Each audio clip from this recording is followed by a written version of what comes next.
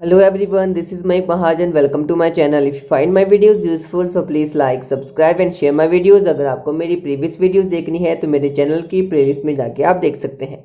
So next question is fifth. A VCR and TV were bought for rupees 8,000 each. The shopkeeper made a loss of 4% on the VCR and a profit of 8% on the TV. Find the gain or loss percent on the whole transaction. So आपको यहाँ पे क्या बोला गया है, किसी ने VCR और टीवी जो है खरीदा, दोनों का रेट 8,000 है, मतलब 8,000 का ही वीसीआर खरीदा उसने और 8,000 का ही टीवी खरीदा. देन बोला गया है the shopkeeper made a loss of 4% on the VCR. जब शॉपकीपर ने उसको बेचा, वीसीआर को बेचा, तो क्या हुआ, उसको 4% का लॉस हुआ. और जब उसने टीवी बेचा तो शॉपकीपर को 8% का प्रॉफिट हुआ. फाइंड द गेन और loss percent on the whole transaction.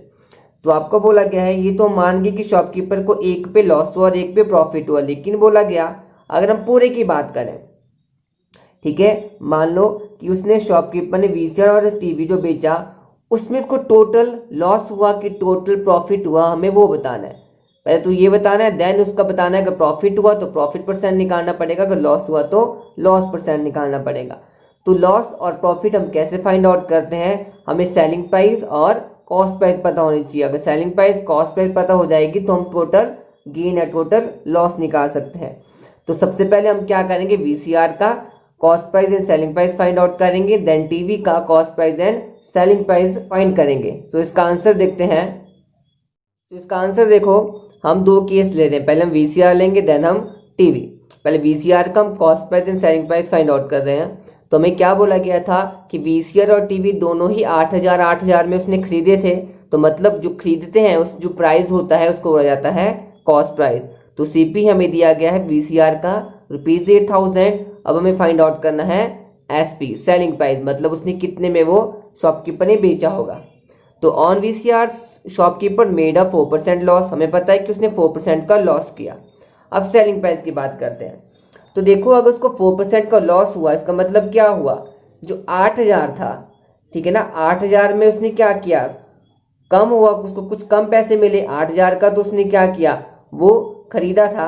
लेकिन शॉपकीपर ने जो बेचा वो क्या किया होगा, उसने 8,000 से कम में बेचा होगा, तभी उसको क्या हुआ, लॉस हुआ. तो मतलब जिस कॉस्ट प्राइस है उससे क्या होगा, 4% हम क्या कर देंगे, माइनस कर देंगे.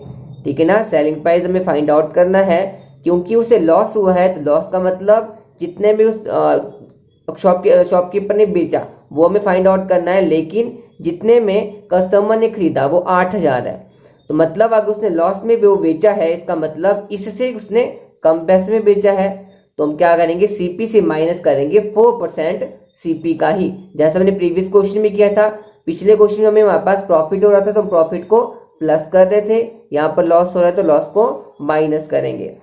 तो सीपी आ गया 8,000 माइनस 4%, 4/100 मल्टीप्लाई 8,000.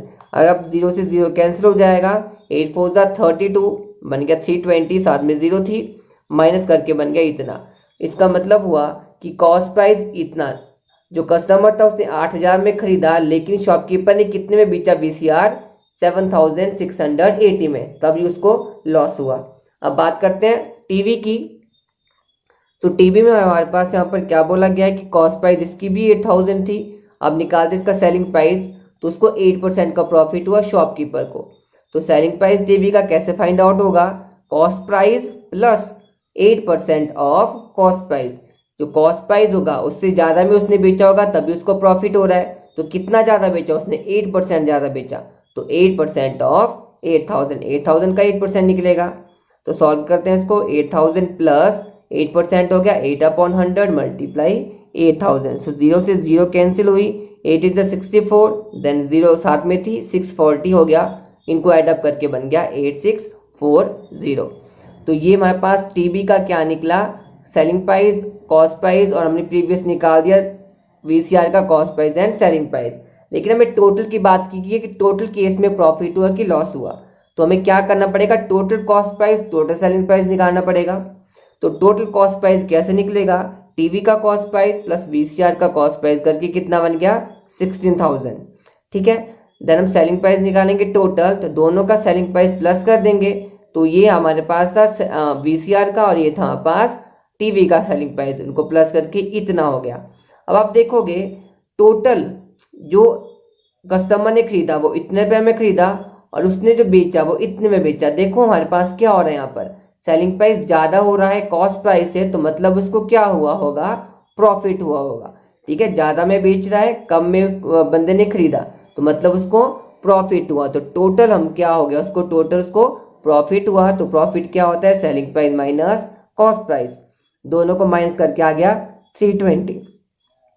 यहां तक हमने क्या किया, हमने देखा कि टोटल कॉस्ट प्राइस निकाल के टोटल सेलिंग प्राइस निकाल के देखा कि टोटल उसको दुकानदार को प्रॉफिट हुआ कि लॉस हुआ। एक एक चीज में उसको एक में प्रॉफिट हुआ था, एक में लॉस हुआ था, लेकिन कंबाइन की बात पूछी गई आपको, तो कंबाइन के लिए देखा तो कंबाइन में उसको 320 का प्रॉफिट हुआ। साथ में बोला था कि प्रॉफिट परसेंट भी फाइंड आउट करो, तो प्रॉफिट परसेंट हमें पता है क्या होता है, profit upon cost price multiply 100। तो प्रॉफिट की जगह 325 लिख लिया मैंने, सीपी की जगह 16,000 इसकी वैल्यू पुट कर ली। देन 0 से 0 कैंसिल हुई, 1 0 से 1 0, नेक्स्ट नेक्स्ट 16 1 16, 16 2 32, आ गया 2%। ठीक है, तो टोटल प्रॉफिट परसेंट इसको 2% हुआ। ये हमारे पास क्वेश्चन था, थोड़ा सा लेंथी है लेकिन आप ध्यान से समझोगे तो it's not tough at all. So next question देखते हैं। Next question is 6th, during a sale a shop offered a discount of 10% on the marked prices of all the items. What would a customer have to pay for a pair of jeans marked at rupees 1450 and two shirts marked at rupees 850 each? So आपको क्या बोला गया यहाँ पर कि एक cell लगी हुई है जिसमें डिस्काउंट कितना पड़ रहा है, 10% मार्क प्राइस के ऊपर। तो मैंने मार्क प्राइस आपको बताया था, मार्क प्राइस होता है कि कोई चीज़ आप लेते हैं, मान लो आप शर्ट लेते हैं तो शर्ट के ऊपर आपके पास एक टैग लगा होता है, जो टैग लगा होता है उसको बोलते हैं मार्क प्राइस। लेकिन आपको पता है कि जब आप कमीज कोई शर्ट ले रहे हो या कोई भी चीज़ ले रहे हो तो मार्क प्राइस पे आपको डिस्काउंट हमेशा मिलता है, आपको सस्ते में ही मिलता है। ठीक है ना, तो मार्क प्राइस जो है उसके ऊपर 10% का डिस्काउंट है। मतलब अगर वहाँ पे 1000 लिखा होगा तो 1000 का 10% कम करके आपको देना पड़ेगा। फिर बोला गया है कि कस्टमर ने क्या किया, एक जीन्स ली, देन उसने 2 शर्ट्स ली।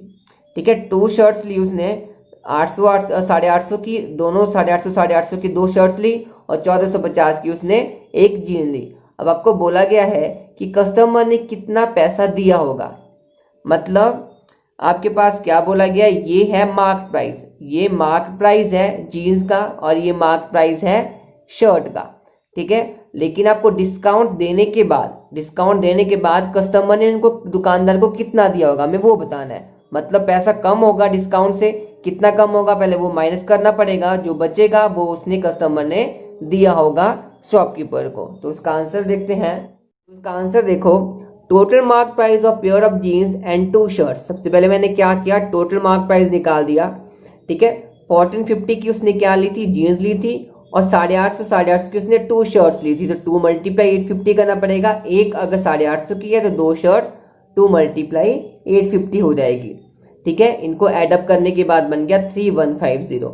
इसका मतलब ये क्या चीज़ आया, ये चीज़ आया जो जीन्स के ऊपर और जो शर्ट्स के ऊपर टैग लगे थे पैसों के, ठीक है ना, उसका मार्क प्राइस आपके पास ही आ गया। लेकिन बोला कि मार्क प्राइस में दुकानदार ने नहीं बेची कोई कस्टमर को, उसने 10% का डिस्काउंट दिया उसके बाद बेची। मतलब पहले हमें क्या करना पड़ेगा, डिस्काउंट निकालना पड़ेगा कि इसके ऊपर कितना डिस्काउंट हुआ। तो डिस्काउंट 10% का था तो हम इसके ऊपर 10% का डिस्काउंट निकालेंगे। तो मतलब क्या होगा, mark price multiply discount percent. मतलब 10% किसका निकालेंगे हम, 3150 का। तो इसका 10% कितना हो जाएगा, ₹315। इसका मतलब क्या हुआ कि इतना मार्क प्राइस था लेकिन 315 पे डिस्काउंट उनको लगेगा। मतलब इससे ये माइनस हो गए, जो बचेगा वो हमारे पास कस्टमर ने पे किया होगा। तो ये डिस्काउंट हुआ और ये हमारे पास मार्क प्राइस हुआ। और जो कस्टमर ने लिया, डिस्काउंट हमेशा माइनस होता है तो डिस्काउंट यहाँ पर माइनस होगा। तो हमारे पास आंसर क्या आ जाएगा, इफेक्टिव प्राइस आफ्टर डिस्काउंट क्या आ जाएगा, 3150 माइनस 315 और आ जाएगा ₹2835। तो इस तरह से ये आपके पास निकल गया प्राइस जो कस्टमर ने पे किया after discount. So next question देखते हैं।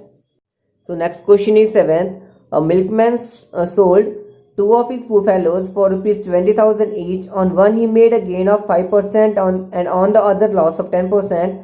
Find his overall gain or loss.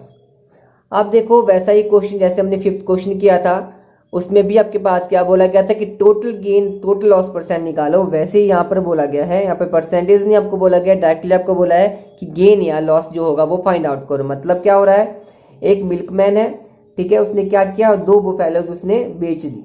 दोनों की जो बेचा उसने 20,000 में दोनों बेच ली, मतलब टोटल उसने 40,000 उसने बेचा।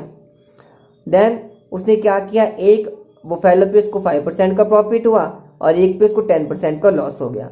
अब बताना है हमें कि टोटल, अगर टोटल दोनों बुफेलोज की बात करें तो टोटल में उसको प्रॉफिट हुआ कि टोटल में उसको लॉस हुआ।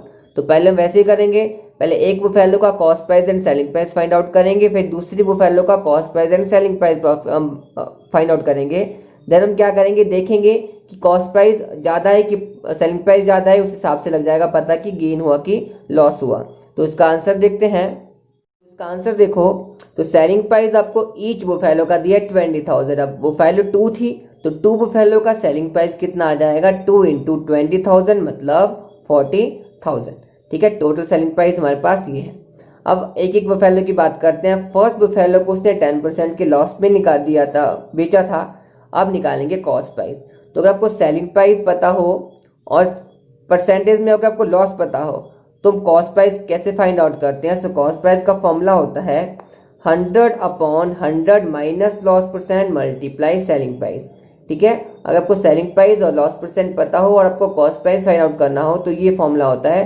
तुमने फॉर्मूला लगाया ये वाला 100/100 minus loss percent multiply selling price. Then values put करेंगे। लॉस परसेंट की वैल्यू है हमारे पास 10, सेलिंग प्राइस एक बुफेलो का है 20,000, तो 20,000 यहाँ पे लिखा, 100 - 10 हो गया 90। थोड़ा सा सॉल्व किया, 0 से 0 कैंसिल हुई, 2,000 को 100 से मल्टीप्लाई किया हमने, देन 9 से डिवाइड करके हमारे पास आंसर आ गया ये। ठीक है, क्या आंसर आ गया हमारे पास 22,222.22 रुपीज़। ठीक है, अब हमें क्या बात करनी है, नेक्स्ट बुफेलो की बात करेंगे। सो नेक्स्ट बुफेलो में क्या किया गया है, नेक्स्ट बुफेलो में उसको 5% के प्रॉफिट में बेच दिया था। तो कॉस्ट प्राइस का फॉर्मूला हम जब लगाएंगे, लॉस होता है तो माइनस लॉस परसेंट करते हैं, अगर प्रॉफिट होता है तो प्लस प्रॉफिट परसेंट होता है। तो जो कॉस्ट प्राइस का फॉर्मूला अब लगेगा वो लगेगा 100/100 plus gain percent multiply selling price. पिछले क्वेश्चन में हमने यहाँ पे माइनस लॉस परसेंट किया था, बिकॉज लॉस हो तो माइनस करते हैं, अगर गेन होता है तो फॉर्मूला में प्लस किया जाता है। सो वैल्यूज पुट करते हैं। गेन परसेंट, गेन की वैल्यू आ जाएगी 5 मल्टीप्लाई 20,000 सेलिंग प्राइस की वैल्यू है। सॉल्व किया इसको, 105 आ गया। देन आप इसकी कटिंग करेंगे तो हमारे पास आ जाएगा 5 × 10, 5 × 1 = 5, 5 × 2 = 10, यहाँ पे इस तरह से बन जाएगा। देन हम क्या करेंगे, 20 को 20,000 से मल्टीप्लाई करना है, देन 21 से आप डिवाइड करोगे तो हमारे पास ये आंसर आ जाएगा। उसके बाद हमें क्या करना है, टोटल पूछा था कॉस्ट, टोटल हमारे पास प्रॉफिट हुआ कि लॉस हुआ। तो पहले मैंने टोटल कॉस्ट प्राइस निकाल दिया। टोटल कॉस्ट प्राइस कितना हो गया, 41,269। अब टोटल सेलिंग प्राइस जो था वो कितना था, 40,000। अब देखो कॉस्ट प्राइस ज़्यादा हो रहा है और सेलिंग प्राइस कम है, तो मतलब उसको क्या हुआ होगा, लॉस हुआ होगा। लॉस कैसे निकालते हैं हम, cost price minus selling price. So cost price लिखा माइनस सेलिंग प्राइस लिखा टोटल में और माइनस करके ये आ गया।